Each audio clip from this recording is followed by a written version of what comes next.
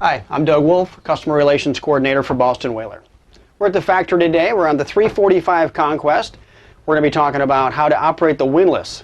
Although a very useful tool, can create quite a bit of damage to your boat if not used correctly. This particular boat has two locations you can operate the windlass. One at the bow with a hand switch, and also at the helm.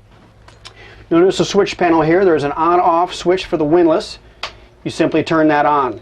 There's also a lanyard that attaches to the boat. It's a safety mechanism so in the windlass malfunctions it can't drop your anchor. You're going to make sure that's off. Once that's off, you can hit the down position on your windlass. That will lower the anchor.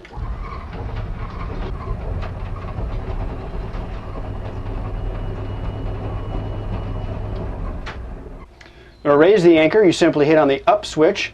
That will bring the anchor up. You want to be careful not to over tighten the anchor. Once you see it coming up, you'll want to pause briefly and then bump it up into position.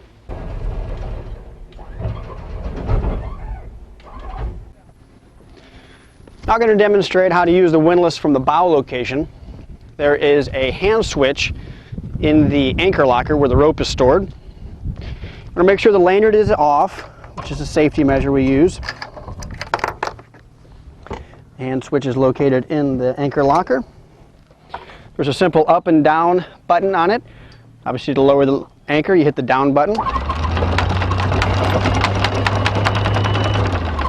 To the desired depth. To raise the anchor, you simply hit the up button. This gives you a lot of control when you're offshore of watching the anchor, seeing what's going on. You just get a lot of control using this particular method.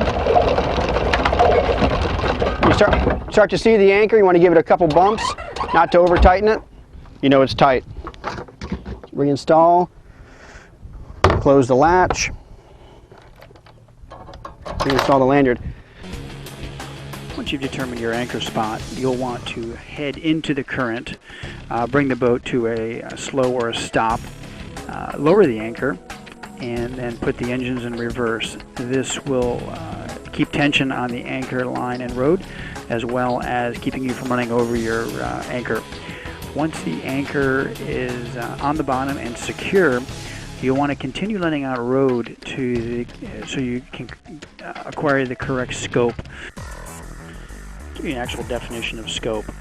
Scope equals the length of the anchor line and height from the deck cleat to the seabed. Before leaving the dock, you will need to determine how much anchor rode you will need.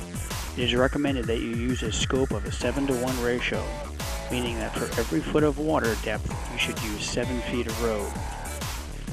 For example, to anchor in 10 feet of water, you should pay out 70 feet of line.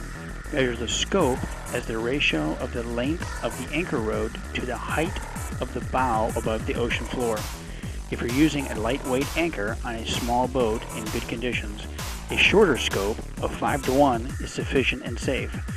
A prudent boater always has extra line and chain on hand, just in case.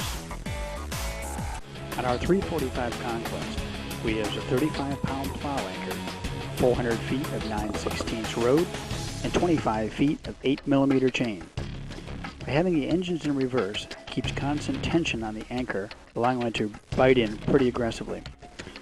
Once the proper scope has been reached, you can be confident that your anchor will hold up during tidal changes and even if the weather takes a turn for the worse. I hope this video gave you an understanding of the windlass operation and basic anchoring techniques.